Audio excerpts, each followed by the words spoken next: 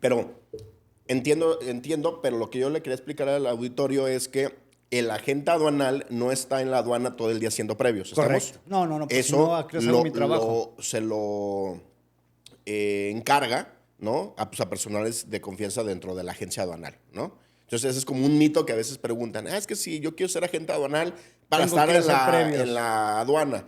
Pues no, pues se dice mucho que la agente aduanal está jugando golf, ¿no? O Menos está haciendo haciendo yoga ya en previos, estas ¿no? épocas. Entonces, esa es una primera pregunta. Segunda pregunta que tiene que ver con el previo. Al momento de que revisan las mercancías, ¿quién clasifica? ¿El dependiente el que va a revisar las mercancías? ¿O lo clasifica siempre el agente aduanal o el equipo de clasificación de la agencia aduanal? No lo que hacemos nosotros como empresa, sino lo que es comúnmente en la operación para que vayan entendiendo los que se van Ok. incorporando al mercado aduanero. El dependiente de agente aduanal, la gente autorizada para ir a hacer reconocimientos previos en representación del agente aduanal y por ende del cliente, ellos no clasifican. Podrán tener nociones de clasificación, podrán anotarle que es una manufactura de plástico 39, 26, 90, 99, pero ellos no la determinan. Digo, la práctica del trabajo, la capacitación, que en este caso nosotros le damos a nuestros dependientes, nos ayuda a que utilicemos el mismo lenguaje. Ya. Es que vi una manufactura de silicón o de plástico. Ok, plástico o caucho, las tres cosas. Y las tres cosas son diferentes en diferentes fracciones. Pero el conocimiento de la mercancía nos ayuda a utilizar un lenguaje común que después el responsable de la clasificación lo puede entender de una manera muy fácil si tenemos ese lenguaje común. Entonces, no, el dependiente no clasifica. Se clasifica en la oficina porque también es normal y parte de nuestros procesos es que antes de que arriben las mercancías, el cliente nos avisó que le iba a llegar, por si existen dudas. Ahora, esto que está respondiendo David, suena como que muy básico, pero a veces operativamente no entienden dónde interviene la agente aduanal, dónde interviene la agencia aduanal en la operación, y creo que ya queda mucho más claro en esta explicación que das. Hablamos ya del previo, ¿no? Hablamos desde el ámbito legal, Operativo, ¿va? hablamos del ámbito operativo, ¿sí? ¿Qué repercusiones tiene la agente aduanal? ¿Qué repercusiones puede tener el importador? El mito de la carta de no previo, que nosotros consideramos que es más un documento sin base legal, solamente Correcto. es un documento que Es un documento compromiso, pero que no tiene ningún alcance legal así es. para los efectos por el cual se elabora y se firma, ¿no? Hay alternativas, ¿sí? Logísticas y a través de certificaciones para que el agente aduanal no le haga previo. O sea, sí obligar a la agente aduanal a que no le haga previo. ¿Existen certificaciones para esta parte o existen servicios que se puedan aplicar? Fíjate que aquí vamos a hablar de dos vertientes bien interesantes. Una es lo que es como lo que los logísticos o los clientes dicen, es que le hago revisión, le hago previo en origen. Y contratan, vamos pensando que es mercancía que viene de China. Si yo tengo a mi compadre o contrato una compañía en China que me manda fotografías al momento de cargar el contenedor. Y entonces nos proveen esa información para que nosotros no le hagamos previo aquí. ¿Ok? Esa es una alternativa, Entonces, estamos hablando de que es una revisión a través de evidencia que puede mandar el proveedor o una empresa intermediaria que en origen hace una toma de fotografías, revisión de calidad, revisión de toda esa parte, que nutre al importador de información y a su vez el importador nutre al agente aduanal de esta información, que eso se le llama previo en origen, ¿no? Correcto. Ok. Pregunta, ¿con esto podemos evitar no hacer previo legalmente? No, o sea, más bien es que aquí el tema, Carlos, volvemos a que el previo es un derecho. Va. Pero el impacto de esa información no nos va a ayudar a que cuando esa mercancía sea sometida al sistema de reconocimiento aduanero, no nos va a quitar ninguna multa ni ninguna incidencia. O sea, no podemos argumentar que como lo revisaron en China, pues la culpa es del revisor chino. Entonces, con lo que me estás comentando, David, entonces, si a ti el importador te manda información en origen, lo único que podría ayudar es a mejorar la confianza entre importador y exportador, porque como agente aduanal, como agencia aduanal, podemos entender que el importador está comprometido con la seguridad de información y de la carga que viene, ¿no? Pero que si bien ese dictamen que te brinda la empresa extranjera del previo, pues no es un documento válido para poder evitar... No tiene ninguna vinculación con el despacho en sí. Y volvemos, pues es algo similar al tema de la carta de no previo, ¿no? O sea, mira, ya la revisaron en China. Ahora, para todo esto volvemos otra vez a hablar, insisto, de la palabra clave es la confianza. Si con el paso del tiempo decidimos que tu mercancía no es riesgosa, que tú eres cumplido, ¿podemos omitir el previo? Sí. ¿Nos ayuda el tema del reconocimiento previo en origen para no hacerlo? También, pero tiene que mediar esta confianza y este trato de asociados de negocios, porque nos gusta pensar que nosotros más que proveedores con nuestros clientes, Carlos, somos socios de negocio. Yo ya decía la otra vez que nuestro negocio es cuidar el tuyo. Entonces necesitamos generar esa confianza. Entonces esa es una parte de las alternativas que pueden tener los importadores para evitar el tiempo y el costo de hacer previo. Ya. Pero la otra que sí es legal, y no porque la que decía fuera ilegal, sino que la primera que decía no tiene un impacto que te ayude en caso. No está regulado en el marco jurídico. Exacto. ¿No?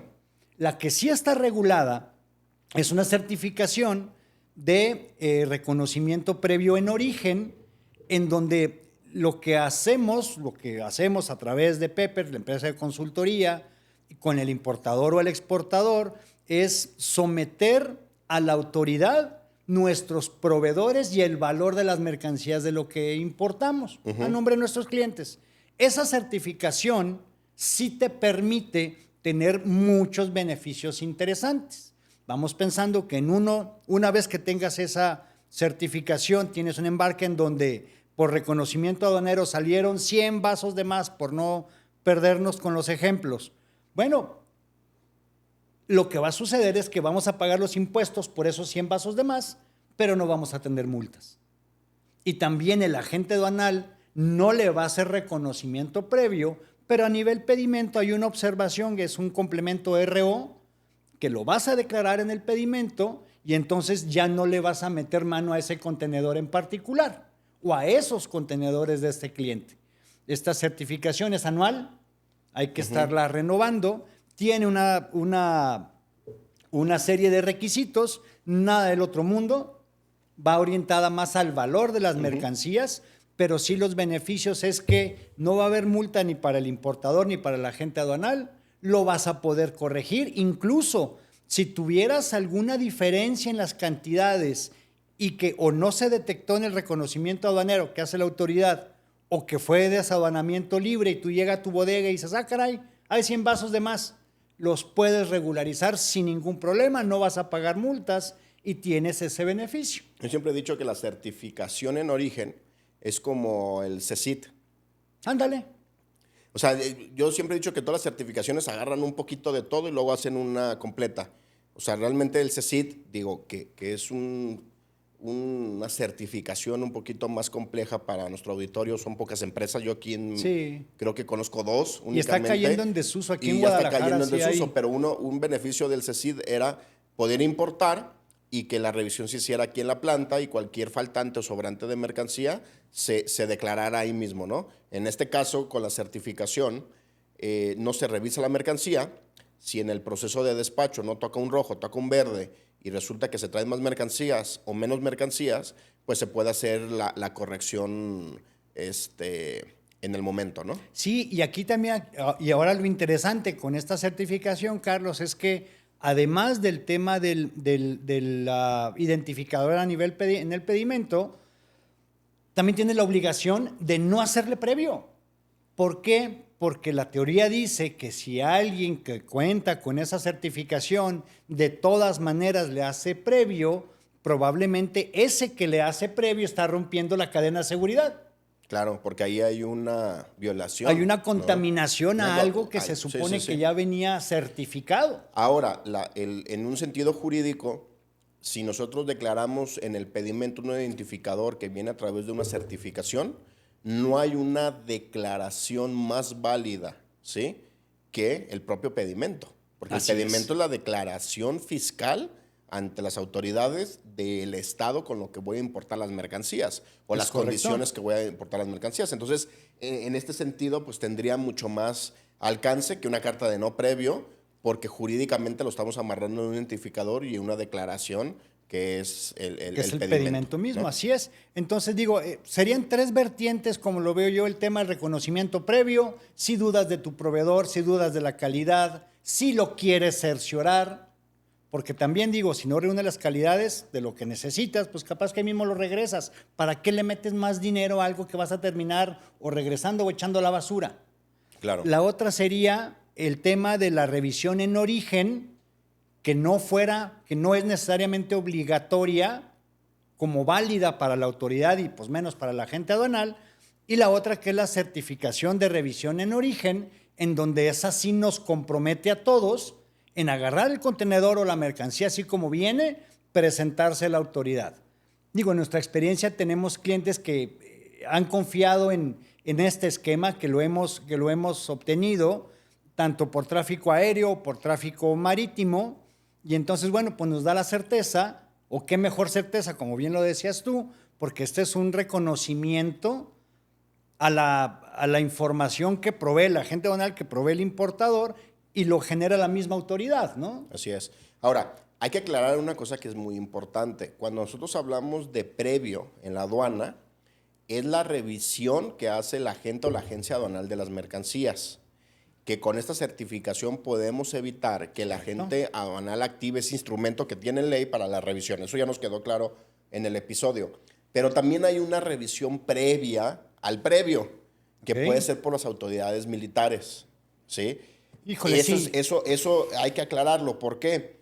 Porque si viene con una certificación de revisión en origen, si el agente aduanal ya aceptó no hacerle previo, ¿sí?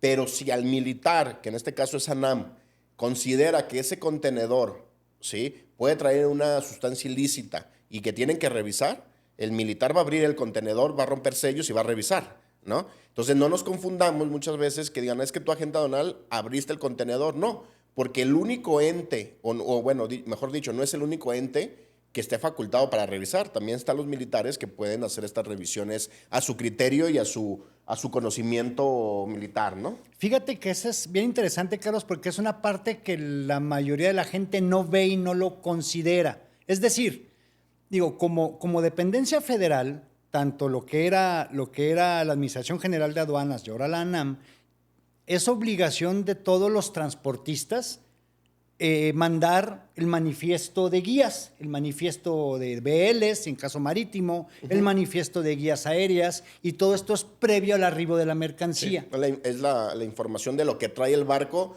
en la panza. Correcto. Sí, yo le tengo que Es el manifiesto de carga. que avisar a la autoridad aduanera y al puerto qué es lo que yo traigo, ¿no? Y esto es producto de un intercambio mundial de información para saber los países que van a recibir, qué es lo que van a recibir. Bueno, entonces, cuando se generan estos manifiestos, hay un centro de cómputo muy grande, muy importante aquí en Chichimequillas, en donde la autoridad empieza a revisar el número de la guía, el número del BL, la información que se declara ahí, y ahí empieza a efectuar un análisis de riesgo. Entonces, ese centro le dice a la aduana, por ejemplo, en Guadalajara, vas a recibir la guía terminación 123 del importador David Conde, revísala porque este cuate dice que trae computadoras y ahora está trayendo polvo. El análisis de riesgos se activa. La aduana de Guadalajara recibe esa información, pero en el caso de la aduana de Guadalajara también tiene la facultad de revisar las que ellos quieran. O sea, una cosa es la que le dicen de nivel central y ellos pueden considerar esa información que la tienen que revisar y aparte agregarle algo que aquí se considere. Entonces, la mercancía todavía no llega, hablando de este mismo polvo que les estoy diciendo, la mercancía no llega y ya está intervenida. Es decir, cuando la mercancía aterriza en el avión, la descargan, la meten al almacén, le dan registro, la acomodan, ahí llega el personal de la autoridad aduanera, o más bien le dice el almacén, porque ya ni siquiera van, no tienen tanta gente, dicen, oye, está ya terminación 123, ponle un candado, un sello, y nadie se va a acercar hasta que no la vea yo. Claro. Si a esa mercancía le fuéramos a hacer reconocimiento previo, ahí me van a decir, Lick, ni usted ni sus muchachos la pueden ver hasta que no venga personal de la aduana, de la NAM, en este caso. Que son los militares. Y lo abrimos todos al mismo tiempo. Claro. Y la otra es que si no le fuéramos a hacer previo, van a decir, no la puedes despachar hasta que no vengan las militares y la abran. Ese es un ejemplo para que el auditorio entienda los procesos de revisión, ¿no? Otro proceso de revisión, aunque no es muy común, pero puede pasar, es en tránsito. Si viene una Guardia Nacional que está facultado de revisar los contenedores, pues no le podemos decir nosotros o el transportista, es que viene con certificación en origen de previo y tú, Guardia Nacional, no me puedes abrir el contenedor. ¿Por qué hago esta precisión? Porque la certificación de origen o de revisión en origen únicamente sirve para que el agente o la agencia aduanal no revise la mercancía. Pero tanto la autoridad militar que está en el puerto o en la aduana o en la carretera aérea, también. O la autoridad militar que también tiene un grado de militar, la Guardia Nacional, pues pueden ellos a su consideración revisar la mercancía, ¿no? Entonces podrían tener o podrían llegar contenedores, ¿sí?, a las empresas con el sello violado, ¿no? Pero no propiamente fue la agente aduanal, sino que fueron las autoridades de seguridad de México. Sí, fíjate, digo, me queda claro que leer un pedimento es complejo, Sí. ¿no? De entrada. El pedimento cada vez contiene menos información visible. Y más si es decir, despachas con DODA. Pues, exacto, ahora lo que tienes es un código QR y necesitas lector de código QR para entender toda la información. Bueno, ¿a qué voy con esto? Ciertamente la autoridad tiene la prerrogativa de la verificación de mercancías en transporte. Y hay acuerdos entre ciertas dependencias de todos los órdenes de gobierno para que cualquier autoridad prácticamente pueda detenerte un contenedor y revisarlo. Ahora, bien decías, llega mercancía con un candado violado. Va. ¿Qué es lo que normalmente hacemos en este caso? Ciertamente en los pedimentos de importación, Carlos, declaramos 3, 4 sellos, ponemos uno, declaramos 3 o 4 más y los otros 3 o 4 más se los damos al operador para que cuando sea detenido y la autoridad quiera revisar la carga, porque pueden pasar dos cosas, o la revisan ahí a pie de carretera o lo regresan a la aduana. Y a final de cuentas van a abrir. Si lo hacen en la aduana o lo hacen en la carretera, van a abrir. Entonces esos otros candados que están declarados, pues se le vuelven a poner cuando se cierra. Y cuando el operador llega y entrega la mercancía, le va a decir al cliente, oye, me pararon, este era el roto y llegó el candado que está también declarado en el pedimento, pues es el que está puesto. Claro. Y a nosotros como agente aduanal me van a decir, oiga, me sobraron estos candados porque están numerados por algo, hay un control de los candados. Okay. Entonces tiene que rendir cuentas de los que no de los que no usó, ¿no? Bueno, pues creo que este episodio fue muy interesante, David, porque explicamos la naturaleza del previo, explicamos la naturaleza de cómo funciona una agencia aduanal dentro de la aduana para la revisión de las mercancías. Hablamos de las dos alternativas, una que sí es viable para no el previo y la otra que va más para mayor reconocimiento de lo que estamos importando y darle mayor tranquilidad a la agente aduanal para acercarnos a esa curva de confianza. Entonces me parece que fue un capítulo muy completo. Te agradezco, David, esta participación. No sé si quieres agregar algo más. No, nada, estamos muy contentos de este desarrollo de estos podcasts, Carlos. Yo creo que podemos abordar mucho más temas. La idea es utilizar un lenguaje sencillo, sin tanto tecnicismo, porque cuando mencionamos el artículo 36, inciso A, segundo párrafo, ya perdimos la atención. Y se trata de que esto sea compartir experiencias, insisto, en un lenguaje sencillo. Te agradezco la invitación y decirles a quienes nos escuchan que nos manden sus ideas, sus propuestas de debate, sus inquietudes, y bueno, pues vamos desarrollando esos temas que nos puedan sugerir, ¿no? Así es, próximos episodios vamos a tener a más invitados, vamos a tener muchas más dinámicas, entonces estén atentos a los capítulos. Bueno, es todo por hoy, me despido, esto fue Diálogos Aduaneros, un abrazo a todos, hasta luego. Bye.